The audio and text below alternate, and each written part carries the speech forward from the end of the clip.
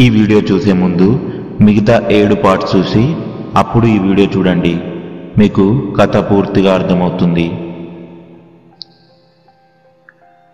అమ్మా వసుధా అన్న మా నాన్న ఆర్తనాదం వినిపించేసరికి నిద్రలో ఉన్న నిన్ను భుజంపై చేయి వేసుకొని పరుగులాంటి నడకతో ఆలయ సింహద్వారం వరకు వెళ్ళి బయట కాలు పెట్టబోతుండగా పూజారి నరసింహ శాస్త్రి గారు వచ్చి నన్ను లోపలికి లాగారు. ఏమి చేస్తున్నావమ్మా, మర్చిపోయావా? రుద్రయ్య చెప్పి వెళ్ళాడు కదా, ఎట్టి పరిస్థితుల్లోనూ బయటకు కాలు పెట్టొద్దు అని. అయినా ఎందుకు వెళ్తున్నావు అన్నారు.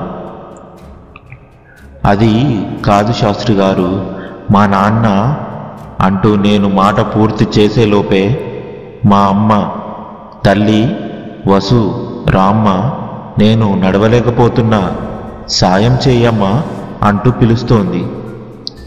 అది విన్న శాస్త్రి గారు, నమ్మకు తల్లి, అది ఆ పిశాచి నిన్ను బయటకు రప్పించడానికి చేస్తున్న ప్రయత్నం. మీ అమ్మ నాన్న బ్రతికిలేరు, వాస్తవాన్ని అర్థం చేసుకో అంటూ నన్ను లోపలికి తీసుకొని వెళ్ళారు. ఆ రాక్షసి అలా గొంతులు మార్చి నన్ను పిలుస్తూనే ఉంది. నా అన్న వాళ్ళని కోల్పోయాను అని నేను నమ్మలేని స్థితిలో కంట కన్నీరు కూడా రాని శ్మశాన వైరాగ్యంతో జరుగుతున్న పరిణామాలను నా మెదడును మొద్దుబారింపచేశాయి. నాకున్న ఒక్క బంధానివి నువ్వే, నా ప్రాణం, నా జీవితం అన్నీ నువ్వే. నిన్ను ఎలాగైనా సరే, నా ప్రాణం పణంగా పెట్టైనా సరే కాపాడుకోవాలి అన్న ఒక్క ఆలోచన తప్ప ఇంకేది వినబడదు. ఎవరి గురించి బాధపడకు అన్న స్పృహ మాత్రమే ఉంది ఆ రోజు నాకు. రుద్రయ్య కొండ దిగి గ్రామంలోకి వెళ్ళేసరికి అక్కడంతా భయంకరంగా మారిపోయింది. ప్రజల ఆర్తనాదాలతో, హాహాకారాలతో భీకరంగా ఉంది.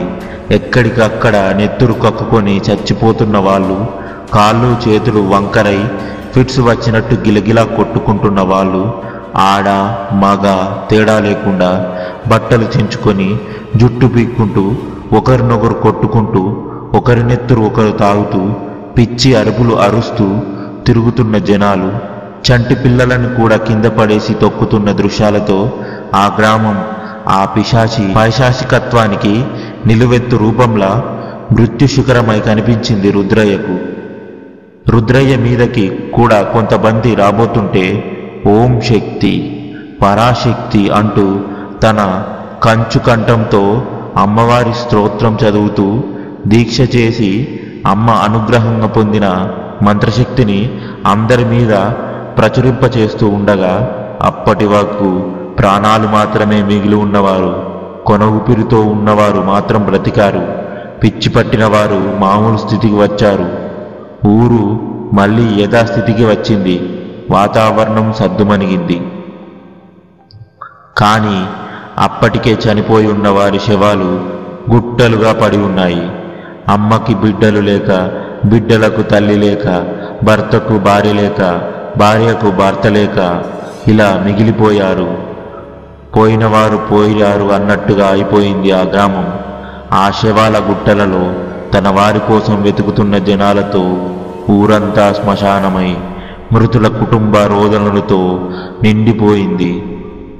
అది చూసి ఆ పిశాచి వికృతంగా నవ్వుతూ, హహహా, చస్తారు, నా చావుకి సంతోషపడిన వాళ్ళందరూ ఊరి వాళ్ళు కూడా చస్తారు, ఎవరినీ వదలను, రేపు ఎవరినీ విడిచిపెట్టను.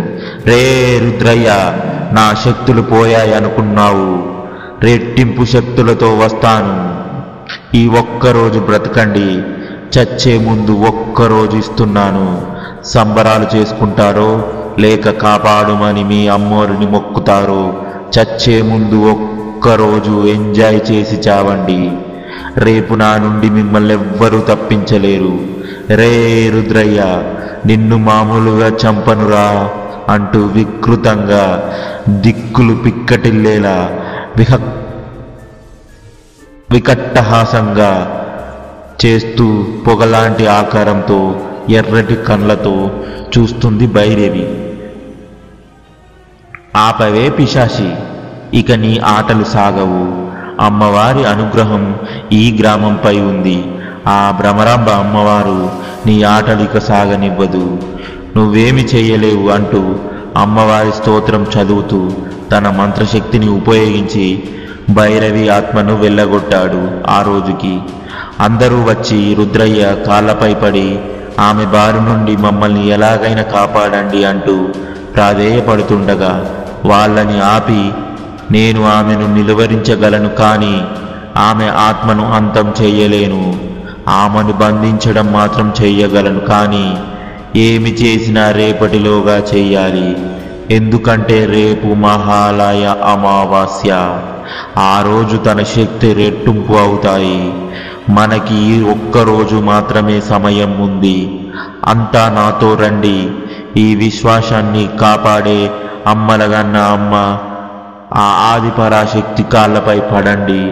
కేవలం అమ్మవారు మాత్రమే ఇప్పుడు మనల్ని మిమ్మల్ని కాపాడగలరు అంటూ భ్రమరాంబ అమ్మగారి గుడికి ఊరందరినీ తీసుకొని వచ్చాడు. రుద్రయ్య తిరిగి రావడంతో నాకు ధైర్యంగా అనిపించింది. అక్కడికి వచ్చిన ఊరి జనాల్లో నా కుటుంబం వారు ఎవరైనా బతికి ఉన్నారేమో అని ఆశగా చూశాను. మీ చిన్నతాత కొడుకు మహేంద్రవర్మ, అతని సేవకుడు జానకి తప్ప ఆ కుటుంబంలో ఇంకెవ్వరూ రాలేదు. నాకు అర్థమైంది. నేను కన్నీటి సంద్రమయ్యాను. జానకి నన్ను ఓదార్చింది. అమ్మ వసుధ, ఇంక నువ్వు బాధపడి ప్రయోజనం లేదు. ఇప్పుడు మనకున్న దిక్కు ఆ అమ్మవారు మాత్రమే. ఈ ఒక్కరోజు మాత్రం మనమందరం ఆ అమ్మను కాపాడమని ప్రార్థన చేద్దాం. అందరూ కోనేట్లో స్నానం చేసి శుచి అయి రండి అని చెప్పాడు రుద్రయ్య. ఆయన చెప్పినట్టు మేమంతా స్నానం చేసి వచ్చేసరికి పూజారి గారు పుణ్యవచనం చేసి ఆ జలాన్ని మా అందరి మీద జల్లాడు. రుద్రయ్య కూడా స్నానం చేసి శుచి అయి చండీ హోమం, రుద్రయాగం చేయడం కోసం తన మంత్రశక్తితో అమ్మను ప్రార్థించి యజ్ఞగుండంతో సహా అన్ని ఏర్పాట్లు క్షణంలో అందరం చూస్తుండగానే చేసేశాడు. మా అందరికీ చాలా ఆశ్చర్యంగా అనిపించింది.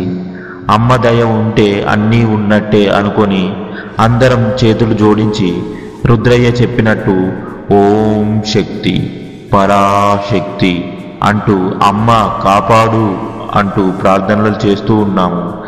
అప్పటికి తెల్లవారుతోంది. రుద్రయ్య హోమం మొదలుపెట్టాడు. శాస్త్రి గారు ఇంకా మా ఊరిలోని వేద బ్రాహ్మణులు గంగాధర, గణపాటి గారు కూడా రుద్రయ్యతో కలిసి హోమంలో పాల్గొన్నారు.